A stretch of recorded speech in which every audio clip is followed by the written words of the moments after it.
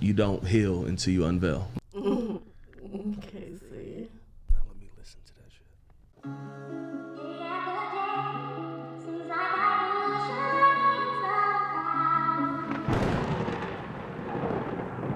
Unveil your cloud.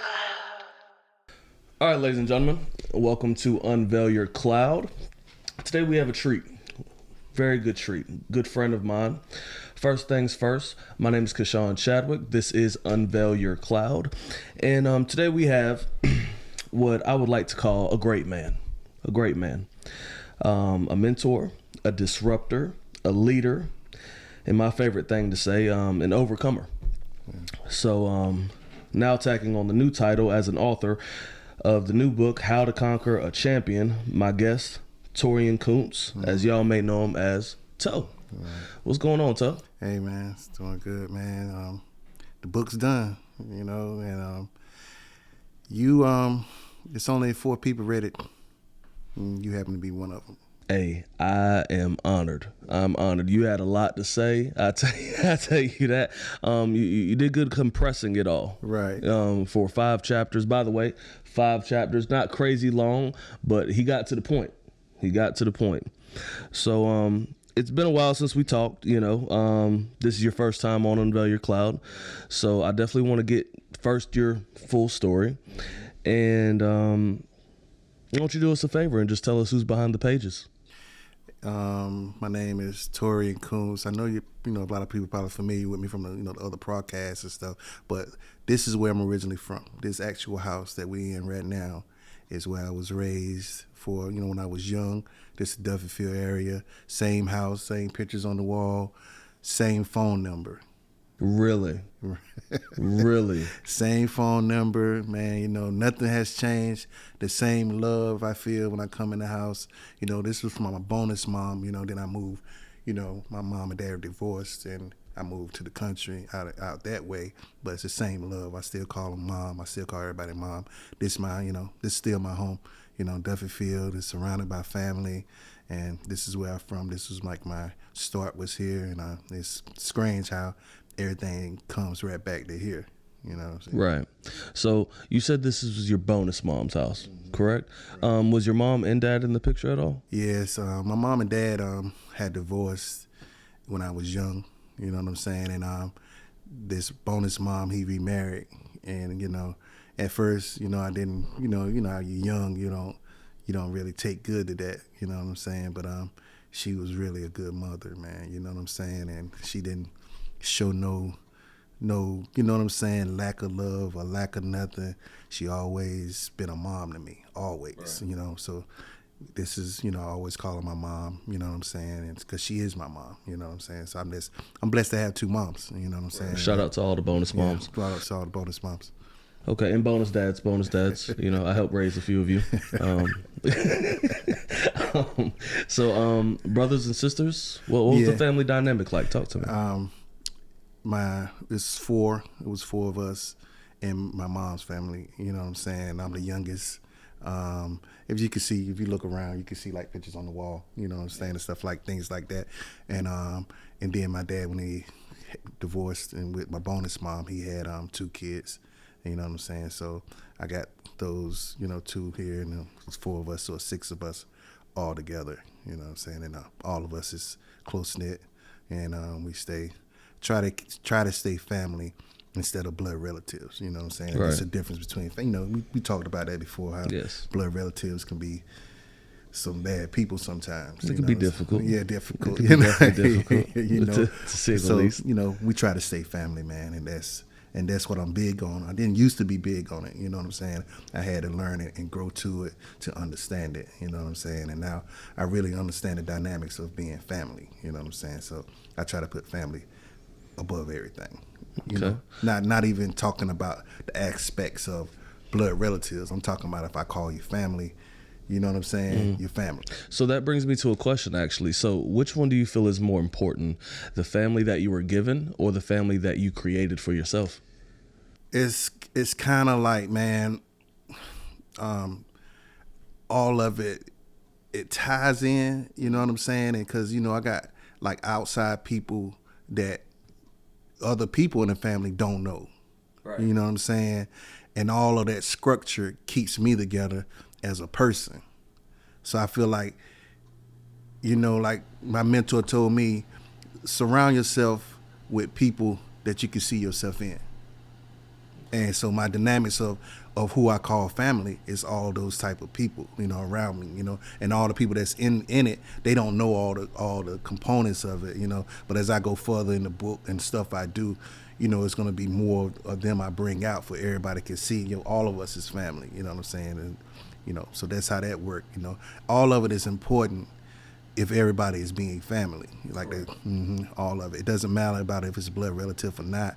It can be a distant person, you know what I'm saying? But he's still family, you know what I'm saying? Like, I don't hold grudges on A or B or C or D, or they might not talk or nothing like that, or this one might not talk to that one. That's how I be with blood relatives, but I still stay family, you know what I'm saying? I stay true to what I supposed to stay true to, and so people can see it and reflect off of it, you know what I'm saying? Be like a reflection of it. So I know New Bern, for me, I moved down here when I was like 11, 12. Right. And it was a big culture shock for me, believe it or not. Right. But what was life as a teenager growing up here for you? Was it troubling? Were you following? Yeah, that's where the roots is at.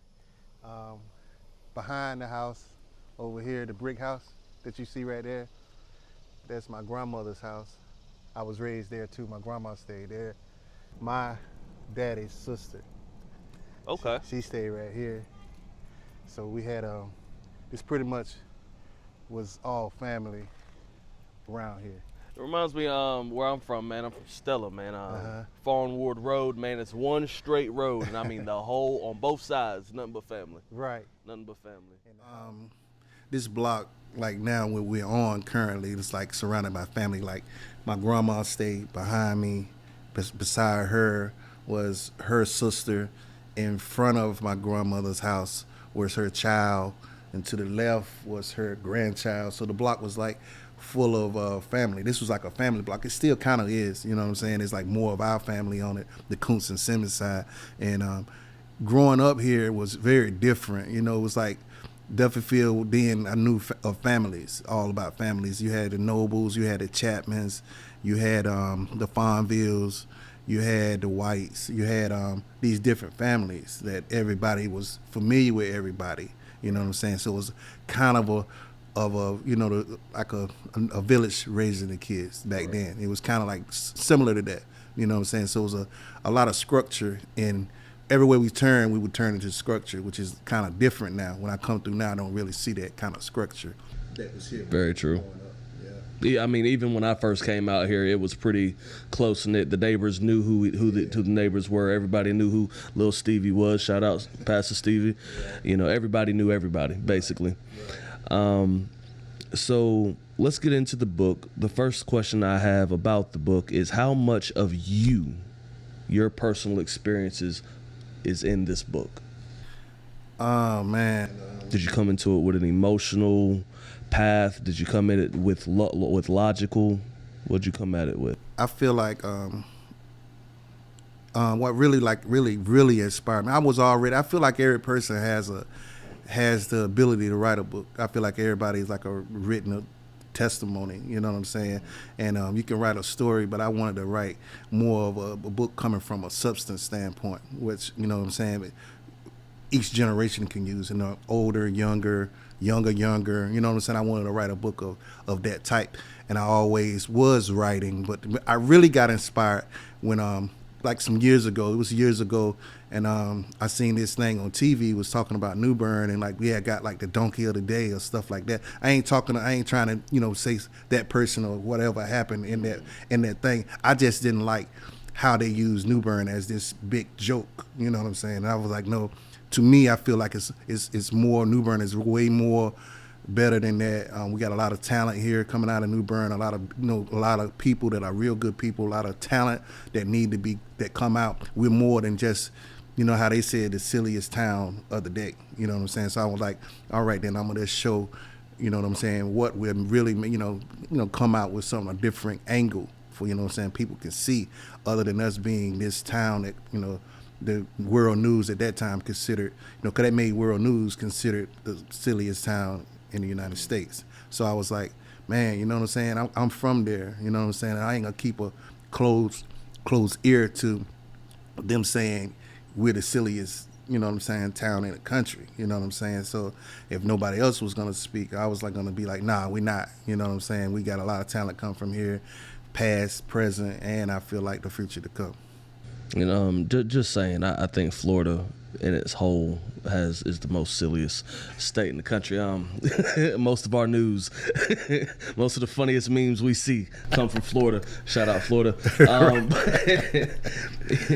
Either here nor there. Right. So the introduction, I had to read it like 4 times.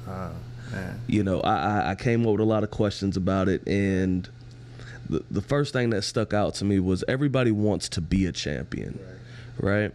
Why do you think it's important for us to feel the need to be great? Us as a people, as humans. As colored men, you know what I'm saying? They try to break us, not from being men, but as colored men, when we walk outside, I think we got the most difficult view of any other human on the earth. You know what I'm saying? It's colored men in America. And I feel like they try to break us from our vision of how we see things. And not to say like break us from this or break us from that. They want us, if they feel like we got to break them from how they see things, because I feel like if we don't, they have like an influence on a lot of things that they don't want to have us to have influence over. So my thing is, as a black man in America, you know what I'm saying, we need to unite more. You know what I'm saying? We need to have a better influence on the community, on our cities, and on our state. And we start by doing that by saying, the moment we walk out the door, it's a lot of things that we have to conquer. You know what I'm saying? And a lot of times we're not victorious, you know what I'm saying? And I think it's due to a lack of knowledge. It's due to a lack of really believing that, you know what I'm saying, we are, great men, you know what I'm saying? And then we come from a great lineage of men, you know what I'm saying? So myself, others included like yourself, we're trying to not prove a point to society, but, you know what I'm saying, my biggest, you know what I'm saying, I compete with myself. You know what I'm saying? I don't have to prove a point. I'm not here based off an opinion of somebody else. I don't care about a person's opinion of me. I'm here based off a decision that God made. You know what I'm saying? God made a decision to put me here. Only thing I got to prove it to anybody is that he made the right decision. You know what I'm saying? So person's opinion of me doesn't mean nothing. You know what I'm saying? So you brought up there's several things that we have to conquer, and I understand a few of them, of course, being the same as you. Right. What would you say for people who don't know, what are the first things we have to conquer just walking out the door as a black man?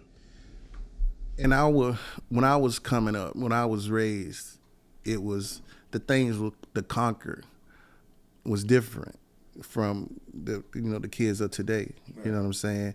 I think the biggest thing back when I was coming up is still a problem in our communities and city was, we don't like to read. You know what I'm saying? And not to saying that it's got worse. It ain't that it got worse. It's just that it's more distractions now in this current time we're in now. There's more distractions to the kids. It's the same problem. They don't want to read neither, really.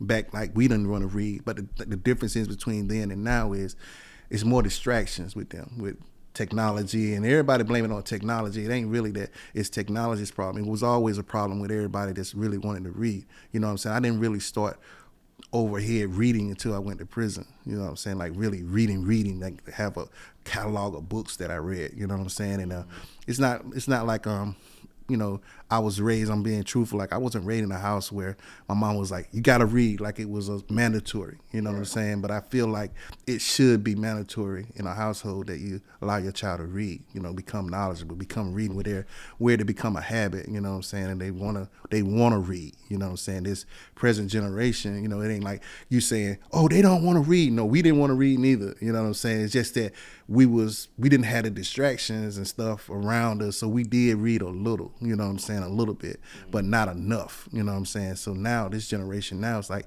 Google and technology does everything for them. They like, well, what's the need to read? They don't understand like the real, you know what I'm saying, the real rewards that come from reading, that comes actually from it, you know what I'm saying. So that's why I presented a book that, you know what I'm saying, that everybody can read it, you know what I'm saying. It's not no complicated book, it's not a mystery, it's not, you know what I'm saying. If you as you seen the cover, is with me really looking myself in the mirror, because, you know what I'm saying, I got to conquer him before I can even go out the door, you know what I'm saying. Right. He's my biggest enemy. He's, you know what I'm saying, I'm competing with him, you know what I'm saying, about who's the better person. You're going to allow him to defeat you before you even walk out the door, or is you going to say, I'm going to walk in the, you know, best available person I see myself can be. And, you know, so that's the difference I see.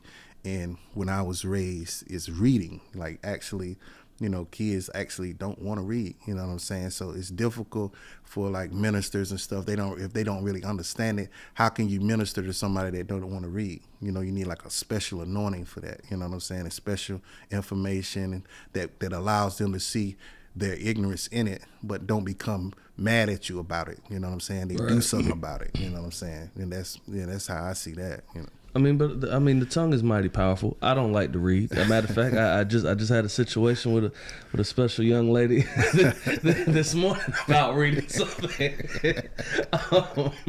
But I mean, I'm a visual learner. If you read the whole book to me right there, I'm like, you know what? Okay, I get it. But man, sometimes I read through them pages and I'm just like, you know, everything's a little backwards to me. Right. So, with reading, do you think that comes out of insecurity? Because, okay, growing up, nobody liked standing up in class and reading the passage. Yep. Okay.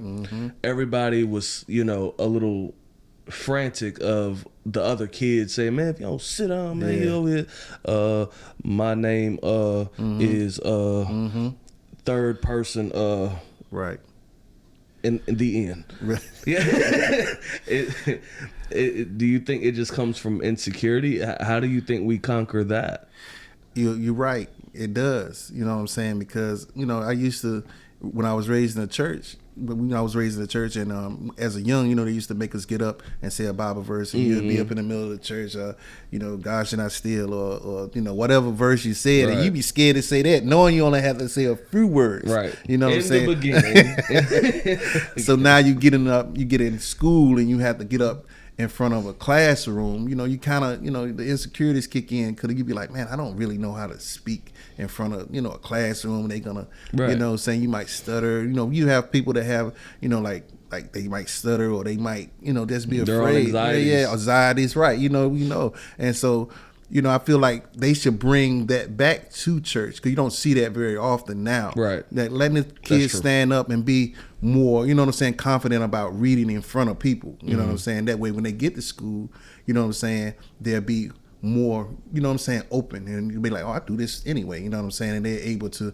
actually, so it does comes from that. But you know what I'm saying, they're taking so much away from the church now that, you know what I'm saying, it's like they saying, oh, the kids are lost, they, you know, these new generations, it's not that they lost. I don't think they're lost, you know what I'm saying. I think that they left a lot out of what they was doing back then, and now they're saying the kids is lost. But if you bring back those things that was left from what we were doing, it would better this generation. You know what I'm saying? You know, I think us as millennials and Gen Z, we're a lot more sensitive. Right. You know what I'm saying? And I think we all kind of grew up as parents saying, you know, when I have a child, I'm gonna make sure I don't do this to my child, because I remember how this made me feel. But I think a lot of us forget that, well, we're not dead. Right. And it made us who we are. I mean, some of the greatest ass whoopings that I've ever had. You know, I can remember to this day, but I remember, I can see today how that saved me. Right. You know what I'm saying? As traumatic as it maybe was, but let's be honest. Most of the things that we learn were traumatic experiences. Right. Right. So, I think at the end of the day, it takes you to be a good student, and moving forward to a segue of being a good son. Right. You know? Right. So I've heard you say that a lot when we were All Day 1102 Network, that being a good son is something that's very detrimental. It has to happen. Right. Right? What exactly is a good son? It's like, you know, the 4 people that read the book, that part sticks out. You know what I'm saying? They was like, yo, it's good that you put that as the very first chapter. It sticks out more than all the other chapters. It's a foundation. Right. Yes. You know what I'm saying? And it's not like a formula of the book is not like a formula of things you got. And I'm saying, no, be like this and you'll be a good son. Right. No, it's more so about the principles that you got that you can stand on. You know what I'm saying? And the part about, it's like, with a good son, you know, if you ever read the biblical story about the prodigal son and all this here, it's a good story that people, like, it's misunderstood about what it's really about. You know what I'm saying? It's really about, you got 2 brothers in a house that one brother is one way and the other brother see it, but the father can't see it. And a lot of times that comes from, we can be, you know what I'm saying, brothers, and what mom and dad don't know what we talk about behind closed doors and stuff. And the other brother could see that. And the other brother was like, you know what I'm saying, I know you finna inherit everything. You ain't gonna give me nothing. So I might as well get what I need right now from dad and leave. You know what I'm saying?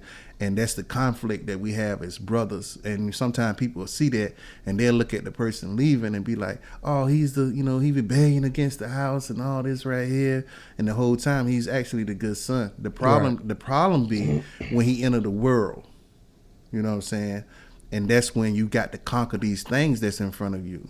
You know what I'm saying? You're a good son. You know what I'm saying? You might be making the right decision because you can see how the other brother is. But when you enter the world, it's something different. And you go to, you know what I'm saying, I'm grown and I'm going to do this and I'm going to do this right here.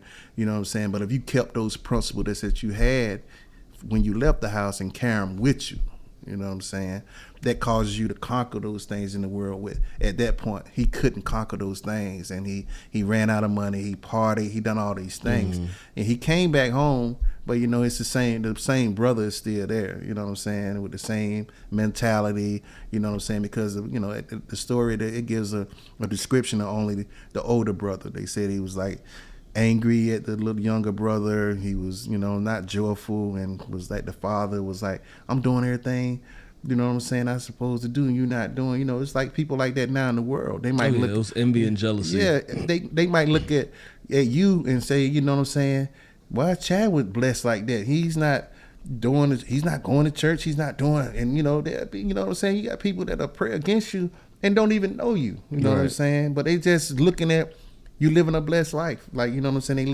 But they don't look at your struggles. They don't look at your tears. They don't look at the pain that you go through. Right. They don't look at even what you went through to get here.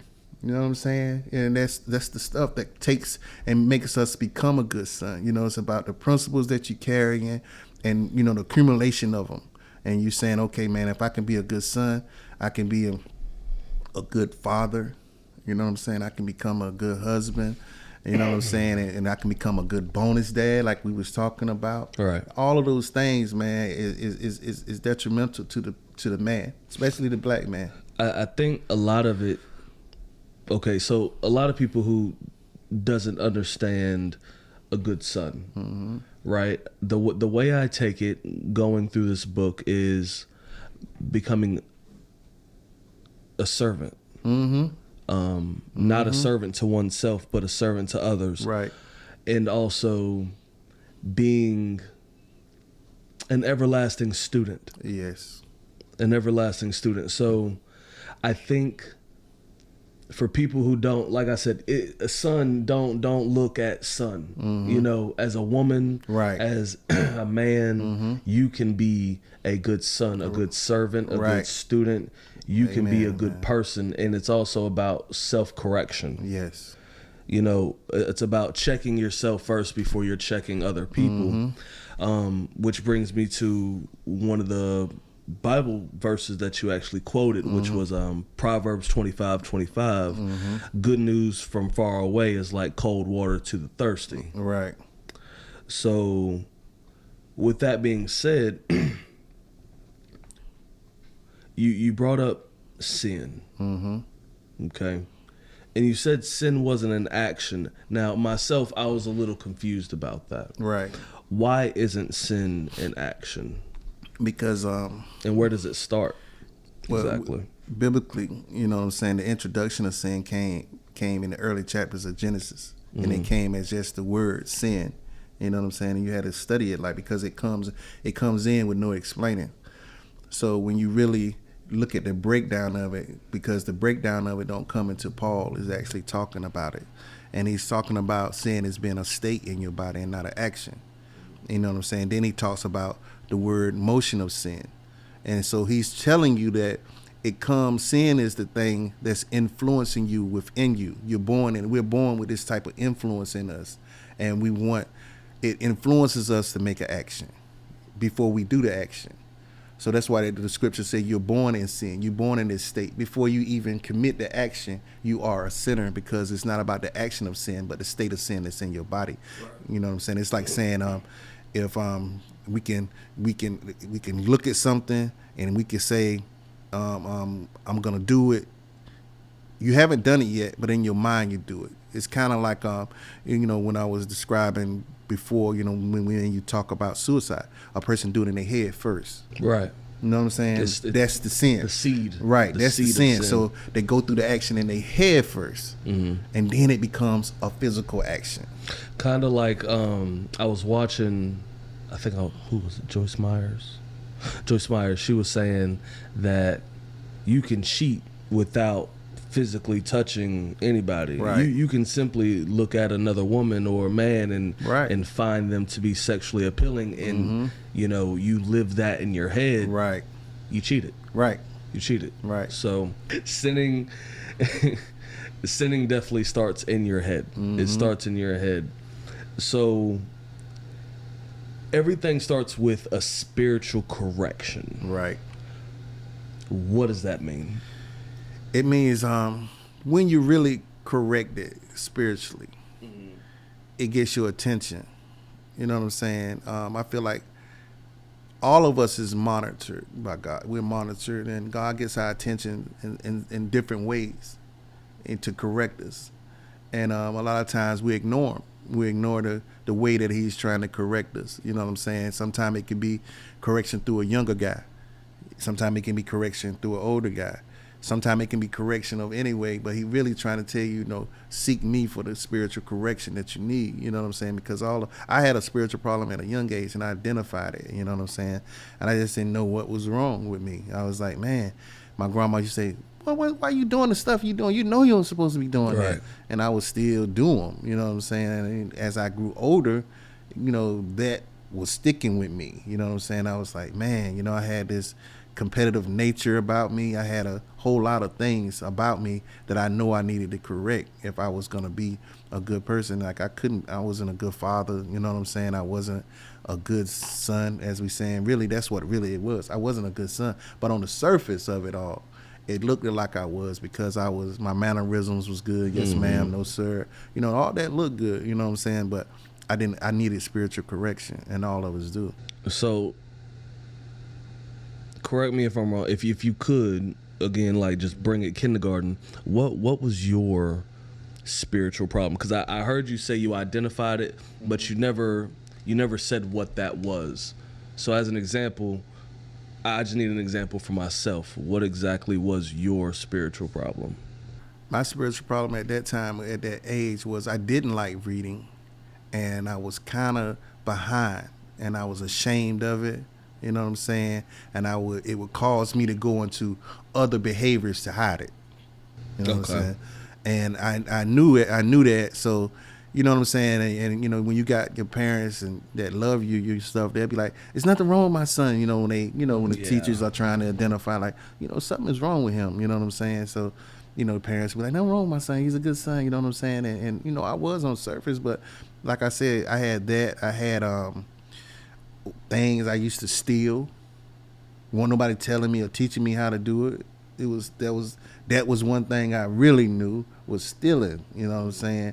I really learned that because like back then, kids would be selling candy and stuff in the store, candy bars, and I would steal money, change from my mom, and you thinking 50 cents, $1 is nothing. Yeah, I ain't heard nothing. Yeah. But it's building up a character though. Right. You know what I'm saying? And I was building up this bad character about myself, and I knew it. You know what I'm saying? I was still. Cookies. Wouldn't have to. You know what I'm saying? Mom was like, why are you stealing cookies when you can just get them? But I would steal them, sneak them, take them in the room. Everything was like challenging to me like that. And that was the thing that I identified first. Probably was the first thing I would say when it comes to that part would be stealing. You know what I'm saying? That's what I was really, that bad part of me was coming out. You know what I'm saying? Not that I would go to somebody else's house or go somewhere or steal in a store. I knew the consequences behind that. But that character, it was becoming, building that character up. You know what I'm saying? So just a quick branch, because also I relate to you. I have had a thievery problem in my days. Quick story time. What was do you remember the first thing you ever stole? Man, if I was gonna miss, it had to be money. Money? Yeah, I think that was the first thing I stole. It was, yeah. If I had to really, it was a lot of things I stole though, but to be honest with you, I think the first thing was money. Money? Yeah. So I got two instances. I'll do my best to make it quick. Right. So I was at Arthur Edwards Elementary School in Havelock, right? And my grandmother worked there in the cafeteria. So I would chill for a while everybody was getting picked up after school. And there was this yellow Pikachu Game Boy game that somebody just left on the table. Right. Right? And I was like, man, I wanted this one, man. My mom got me the Squirtle joint, you know what I'm saying? Like, I wanted Pikachu, you know what I'm saying? Everybody wanted Pikachu. Right. So I grabbed it, and I got in the car. My mom had picked me up, and I got in the car, and I had my arms folded, right? It was right here. It was just right here. She was like, why your arms folded? Why you got an attitude? Like, you know what I'm saying? Like, you can't do this in front of mom. You feel me? That's sassing. That, you know what I'm saying? It's attitude. So I was like, I just shrugged my shoulders to it. And she slapped me dead in my face. She slapped me dead in my face. I love you, mama. I love you, mama. I love you, mama. It was a different time. It wasn't abuse. Yeah, I deserve that shit. Right. Different time. And when she slapped me, I went to grab my face, and it just fell out. Oh, man. It just fell out. And she was like, what is this? I don't know. Can't even explain. Yeah, I couldn't do nothing. And she got mad, and she told me about it. And long story short, that Christmas she got me the yellow Pikachu game. I had to return that one game. Right. And but ever since then, I don't know, man. It was like an adrenaline rush. Right. A lot of people go on roller coasters. You know what I'm saying? Yeah. They seek the thrill. I seek the thrill of never getting caught. Right. That was my thing. And I'm still working on that one thing. Right. But back to it. So you go through the book and you're talking about your journey of trying to find God, figure out God. Right. And if I recall this right, you said there's a difference between hearing from God and seeing God. Right. What exactly is the difference? Well, when you look at seeing, when you say see, a lot of people think of it as visual, but see really means to understand. Right. You know what I'm saying? So hearing from God, is when you're hearing from God, that takes a different level of hearing. You know what I'm saying? Because you got to hear and listen. Because God can tell you something, and you got to hear everything He said. Right. You know what I'm saying? He could say, like, this is a story about him, in the Bible, when the guy was crippled, he said, do you want to become whole? And he made an excuse. Yeah, I'm trying to get to the thing. He didn't ask you that. You know what I'm saying? He said, everything he said was just get up. Let's get up and walk then. Like a lot of times we could say, God could tell you, move here or do this right here.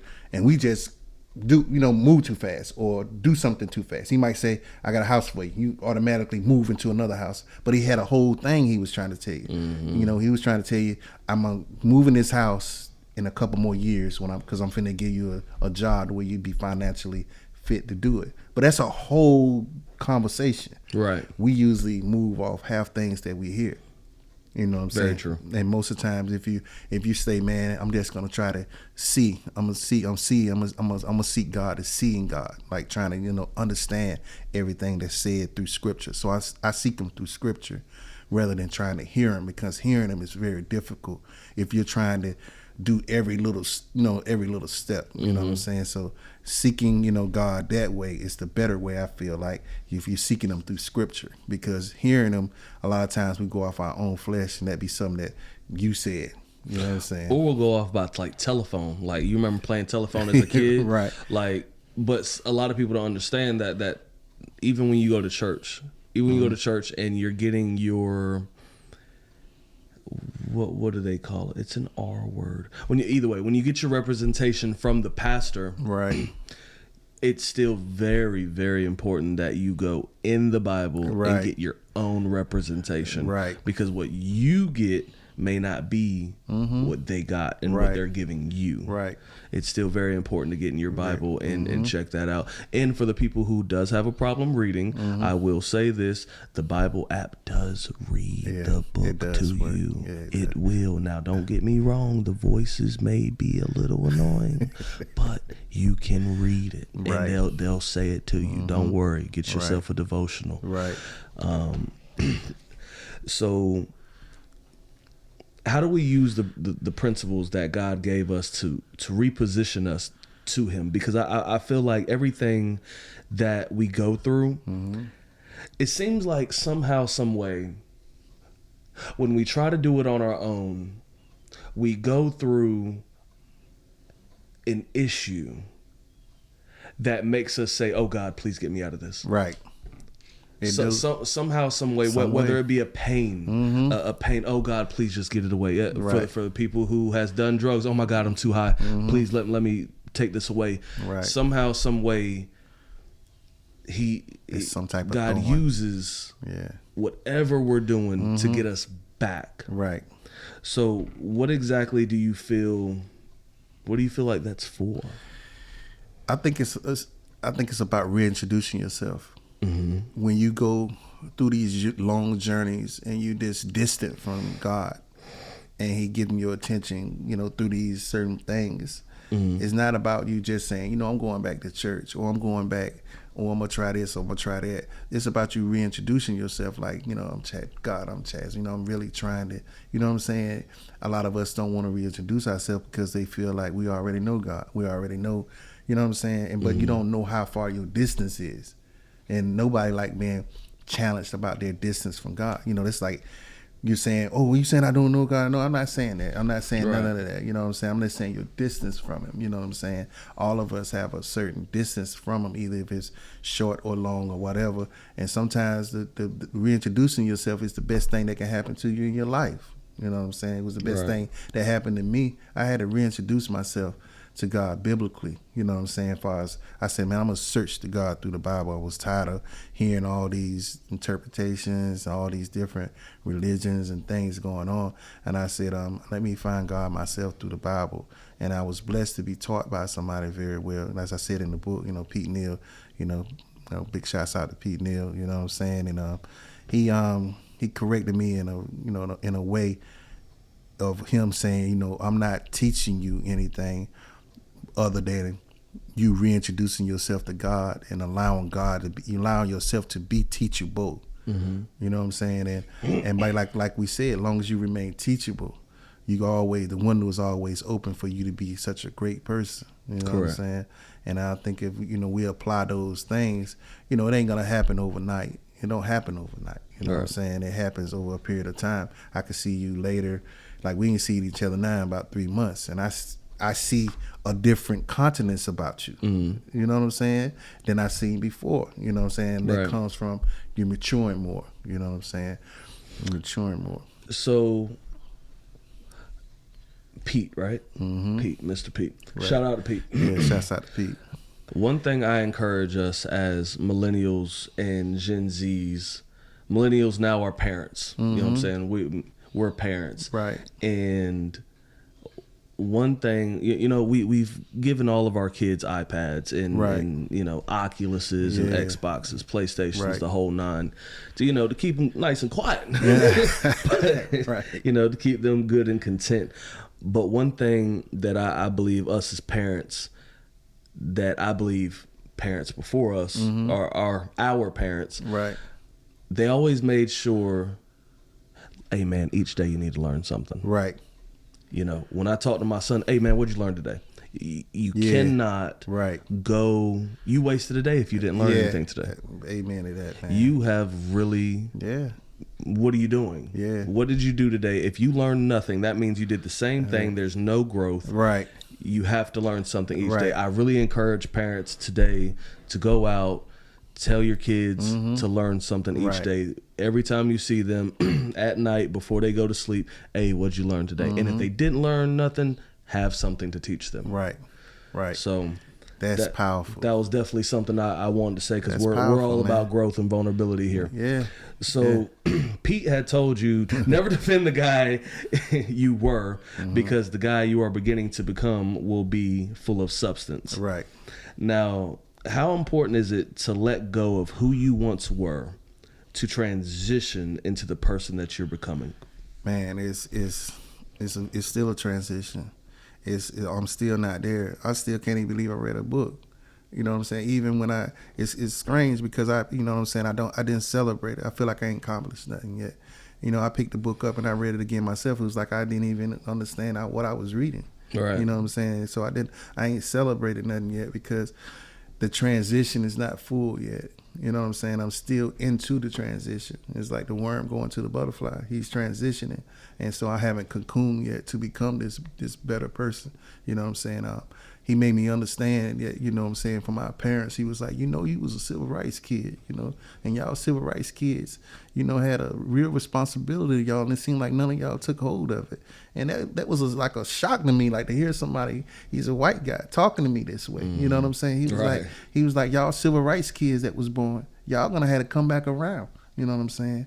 To show, you know what I'm saying, what y'all missed in that era, you know what I'm saying? But when I was coming up, my mom was talking about, we used to see civil rights stuff and stuff. And I was like, man, I don't want to get bit by no German Shepherd. I don't want to go through all of that. So we created our own culture, you know what I'm saying? We did, and we created a whole bunch of other cultures, and that's still kind of holding us back, you know what I'm saying? Not per se it's bad, you know what I'm saying? But when you're trying to become somebody like other than what the culture is saying you should be, it does hold you back, you know what I'm saying? So I'm transitioning still, you know what I'm saying? I'm trying to cocoon. My purpose is to cocoon and become this better person that I see myself as, you know what I'm saying? I advocate for, even with these books and stuff, it's like authors in this, it's a lot of authors from New Bern. You know what I'm saying? There is. Yeah, and it's a real great one that came here. I think he wrote the Notebook. I ain't for sure, but Nicholas I think Sparks, he did. Yeah, yes. But he don't interact with us. Yeah, big shouts out to him. Yeah. Love you to death, man. Love you to death. I wish you nothing but the best. Right. Shout out Kyrie Smith. Make sure y'all go check that book out too. He's also man. a local. Yeah.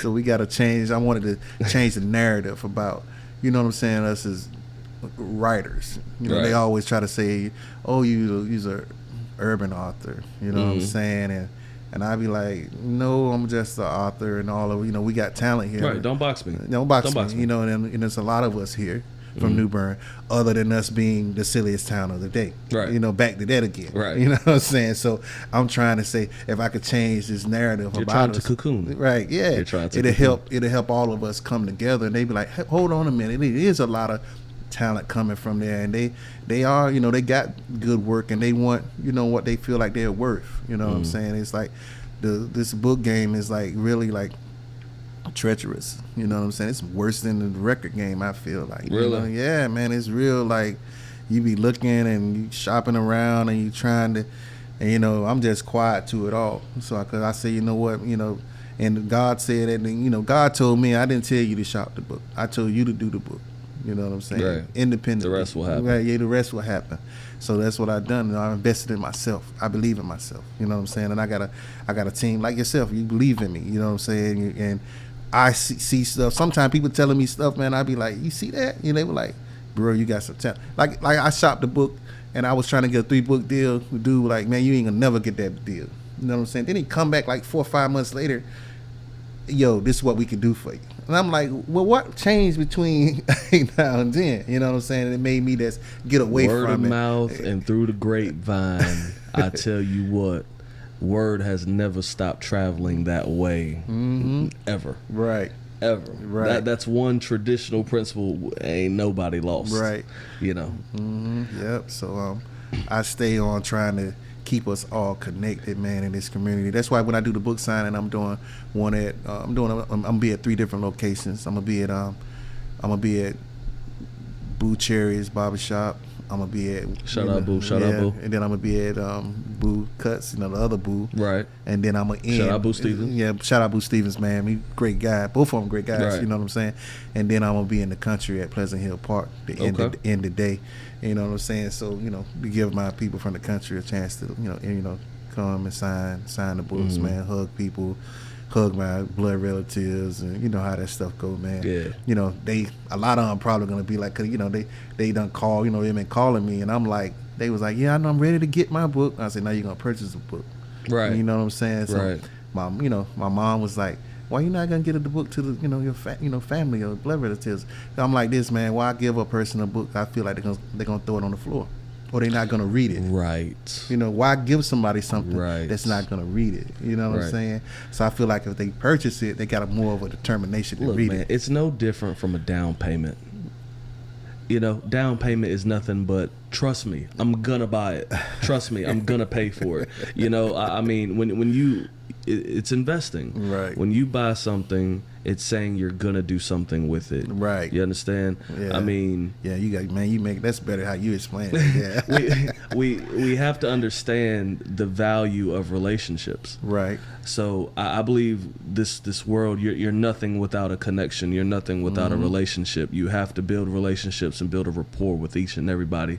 That's the journey I'm on today, which is there's not one relationship that I'm gonna build that if there's ever a time that I have to leave it, that they're not gonna miss me. Right, that's big, man. They have to miss me. Yeah, you understand? that's Like when powerful. I leave, whether they exit out of my life or I exit out of their life, they're gonna miss me. That's no powerful. matter what. So that's powerful. we're running to the end of this, and don't worry, there will be more. Right. Don't worry, there will be more because there's more chapters that I definitely want to get into. Right.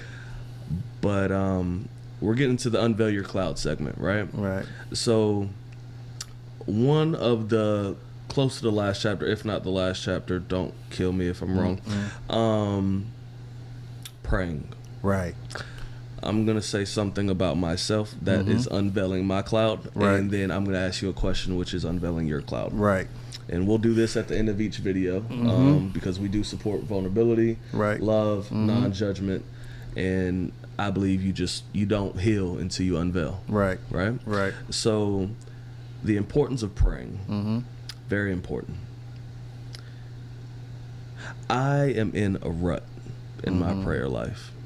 I find it very difficult. Once upon a time, when I first got introduced to God and prayer and manifesting, I had a big wall, dry erase wall of everything that I wanted to do and everything that was gonna happen, and I was speaking it into existence and praying about it. Right. And it happened.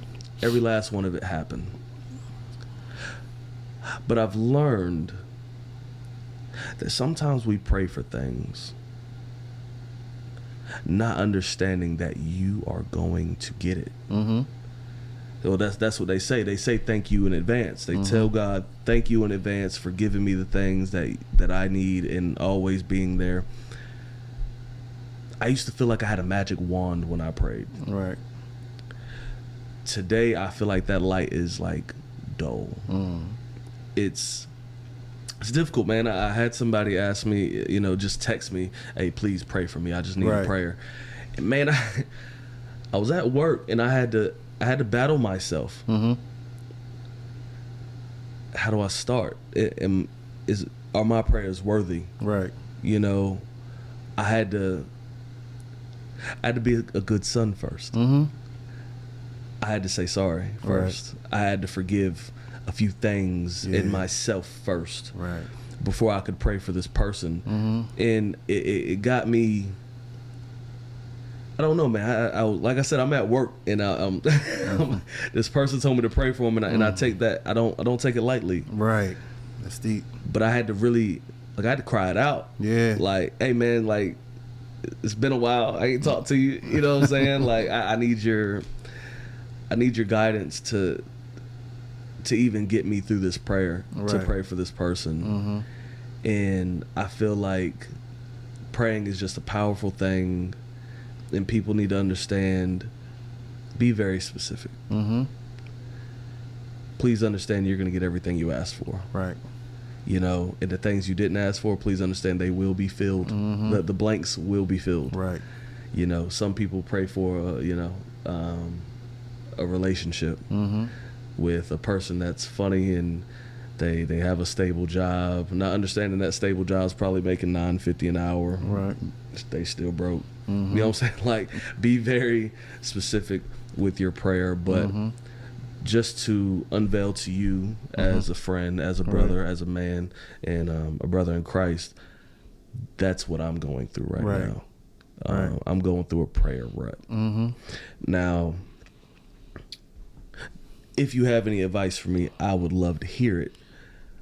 But just to throw it out there so you can think about it, there was something in this book on the good son, on this chapter, that I feel like you were saying something without saying something, and I wanted to ask you about it. You said, "I do not seek to be followed, nor am I a leader." Right. Why do you feel that way? It's because when you're born, you're celebrated. Mm-hmm. You know, everybody, your mom, look at Chad. Look at your aunts, cousins. Mm-hmm. Everybody is celebrating you. You're celebrated. Right. As you grow older, what does celebrating turn into? You're beginning to judge you. The world, you know, you can be in a grocery store and your mom can go by somebody, and even they'll celebrate you. They'll be like, "That's a beautiful child you have." Mm-hmm. But as Chadwick starts growing, the celebration turns into, "That's a bad child," and as you get older and older and older, it's like milestones. Yeah, it's like they're judging you now. Mm-hmm. You know what I'm saying? And it's more so you're not celebrated no more. It's more so they're judging you, and now the celebrating you do got to be things that you accomplish yourself, that people don't know that you was trying to accomplish, and you celebrate them yourself. The reason I don't want to be led, I don't consider myself a leader, you know what I'm saying, because it's so many great men that have, led, and I understand leadership, and I understand my role in all of this. I'm in what you call the finishing generation. You know what I'm saying? I'm not from from the church started, then it was maintained, then it's a finishing generation coming through.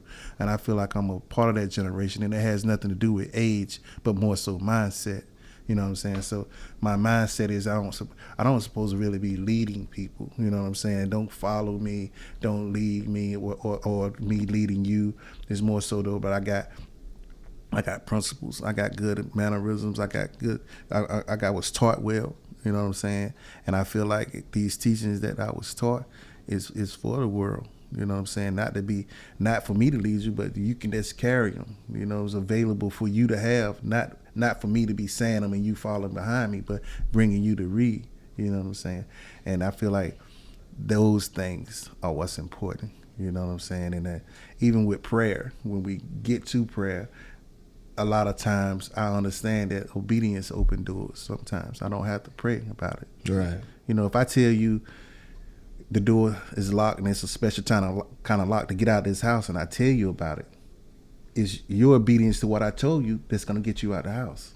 Right. Not prayer. Because you could pray 1,000 times, but if you don't know the lock this way or that way that I done told you, that's how God look at it. He like, your obedience is gonna open this door. You keep praying, you know what I'm saying? But your obedience to know how to open the door is already there. You know what I'm saying? I already told you, like, yo, do this right here, do this here. You already have the tools. Yeah, you got it. You just got to follow them. That's it. Use them. Yeah, and you walk right out the door. You walk right into what you're praying for. You can walk right into if you're obedience to it. Right. You know what I'm saying? So a lot of times, yeah, it is certain times we have to pray special for special things. Like when a person have a spirit on them. You know, I got family members that's drug addicted to drugs, and you know, I got family members that got different issues that need prayer. You know, that has nothing to do with, you know, like prosperity or just getting in a different place or wanting to be a certain type of way. Those are different prayers. There are things that you need to pray for, but I don't just go on my own script. I pray scripturally. I pray the scriptures that other great men and other great leaders have prayed. Because if God acknowledged those things, He'll acknowledge them again if you speak them. That's how I feel about those things. So I just pray the prayers that the great men before me pray. The matriarchs. I think they're the matriarchs of the Bible. You know what I'm saying? Right. So I pray those things that they pray. You know what I'm saying? And I feel like God listens to them. You know what I'm saying? And He'll listen to the things they said if I can repeat them. You know what I'm saying? So that's what I do when I pray for people. I don't pray on my own strength and on my own wisdom and knowledge. I use the prayers that the matriarchs used. Okay. So also to add on to that, and then we'll head out of here. Mm-hmm. Anybody who's having a problem praying, don't be afraid to pray above your means. Right. Amen. You know, don't be afraid to be dangerous. Yeah. Like there's a book called Dangerous Prayers that I read that changed my life. I call it the Jumanji book, because I'm telling you, when I see it, I hear rumblings. Right. Like, it changed my life. Told but me about it, there's not too many people who's gonna say, you know, God break me, right? Send me, use me, search me. It's difficult. Mm-hmm. And anytime you're in a prayer rut, just start reading scripture, right? And whatever you're thinking about within that time, stop, pray about it. Yeah. Because everybody reads and they're thinking in their head. They're always subconsciously doing something in their head. Right. Whatever is going on in your head while you're reading, just start praying about it. Yeah. Yeah. You know? But and pray big, man. Right. You know, right. I never thought I could write a book. You know what I'm saying? I used to think I'm not even smart enough to write a book. Now I got like multiple books. I'm releasing another book. I really came on the show today to talk about not this book per se, but I got another book I'm releasing in December 23rd. What's it called? Hearing God's Whole Voice. You know what I'm saying? Okay. I was talking a little bit about it. You know what I'm saying? But that comes with you know, prayer too. A lot of, you know, things I'm talking about, and that is, you know, we cover some and getting the people back to reading, man. You know what I'm saying? Like you said, and if you know, like. I feel like how you said, we got to bring the kids back to making it mandatory in the house. You're gonna learn something today. Yeah, you got to. In front of me. You're not not in secret. Not in secret. You're not gonna come back from school talking about, hey, what'd you do at school today? Same thing. Division. You know, we learned decimals today. Yeah. But what about it? Like, yeah. Let me see this stuff. Let me see it. Very important. Yeah. Very important. When you do that, man, I think it'll bring healing to the home. Yeah. So I just wanted to definitely capture the beginning and the introduction of this book. I feel like it started off very strong, and I really wanted to hone in on that. So I appreciate you. Anybody that's listening, please make sure y'all go get How to Conquer a Champion. Yes. And where's it going to be at? Where can we get it? It's available. It's going to be available on Amazon. It's available on Amazon, but you know, I'm kind of like in a contract pool with Amazon, man. You know, they trying to, you know, but it's all good. You know, I ain't tripping on none of that. But like I said, I'm going to be at the barbershops, both barbershops. You know what I'm saying? And then I'm going to be the 22nd, July 22nd, I'm going to be here, man. You know what I'm saying? I speak Monday in Raleigh, Wednesday I'm in LaGrange. I'm here Saturday. You know what I'm saying? So we shopping. Yeah, man. Shopping. I'm shopping. And I'm doing more public speaking than I am actually, you know, promoting the book. You know what I'm saying? Because people are getting, you know, more familiar with me. You know what I'm saying? And, you know, I don't change, you know, for them, you know, the church or nobody. You know what I'm saying? I know a lot of people look at me and be like, he don't look like the stuff that's coming out of him. Boy, you look like a hoodlum, boy. Hey, you know you ain't talking about it, but it be them. It be them for real. It be them. It be but them. you know, I had a mentor last Sunday, man. You know, I went and spoke, and they say, don't change that. I like that look you got. Don't change that because you able to. Don't change that, but just wear a different type of shirt. it keeps you relatable. It keeps you relatable. Right. But so I appreciate your time. Yeah, man. I appreciate you, man. Thank you so much. Thank you for coming here again. Thank you for seeing me. The dates that we have for Toe will be in the description below. So look out for that. Make sure you click down. You will see it. Right. And thank you. Hey, I appreciate you, man. Thanks appreciate for it again. Cloud Love you, Boss. bro. Love you. Take care of yourself. Take care of yourself.